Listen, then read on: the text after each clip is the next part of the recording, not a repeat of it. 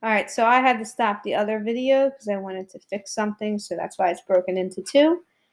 So this last example, we want to find the velocity vector, the speed and acceleration vector of a particle that moves along the plane curve C described by R of t. So this is like the position equation.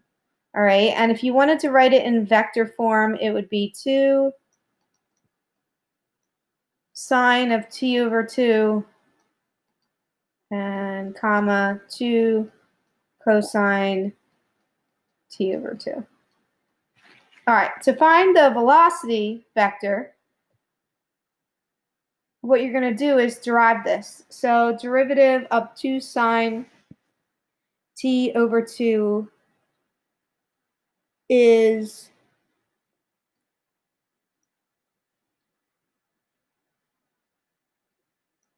cosine t over 2.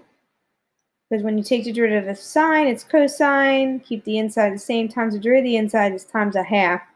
That 1/2 times 2 becomes 1. And then this second part here, it's going to be negative because derivative of cosine is negative sine. And once again, when you multiply by the derivative of the inside, it cancels the 2 out in front. So there's your velocity vector. Your speed is the magnitude of velocity.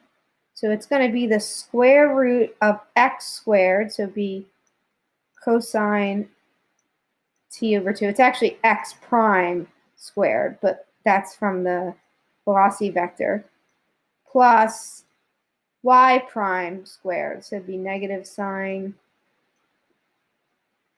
t over 2 squared. So that's how you would find the speed. And the acceleration is the derivative of the velocity vector. So derivative of sine, or cosine, I'm sorry, is negative sine. Keep the inside the same, times the derivative of the inside would be times a half, comma, derivative of negative sine is negative cosine. Keep the inside the same, times the derivative of the inside is a half. There you go.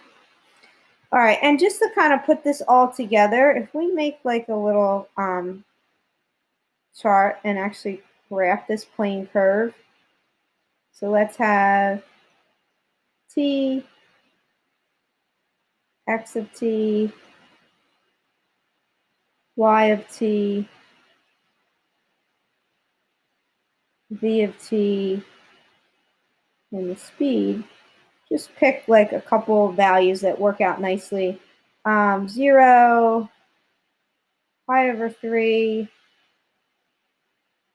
pi over 2 pi. Let's look at those.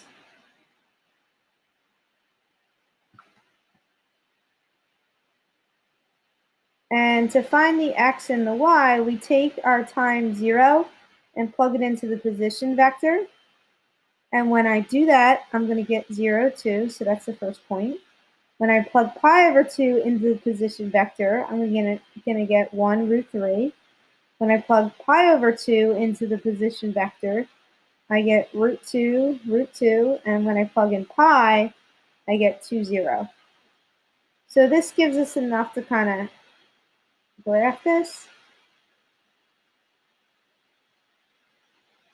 So 0, 2 starts up here, then 1 root 3. Root 3 is approximately 1.7. Then root 2, and then 2, 0. So what you're actually going to have when we went all the way around, this would be a circle. And the direction is indicated because we went in that direction. As your time increase, it's moving clockwise. Our velocity vector, if we plugged our time 0 in, when we plug that in, the first velocity vector is 1, 0.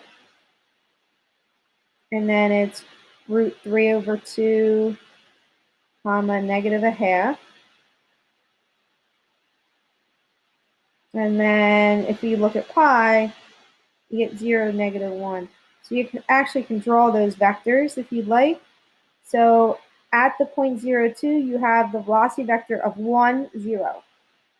That's moving in that direction. And at pi, and that's at the point 2, 0, you have the velocity vector 0, -1. There you go. And if you found the speed, which is the magnitude of velocity, so you take the square root of x squared plus y squared, you're going to get a speed of 1 throughout, which means it's moving at a constant speed.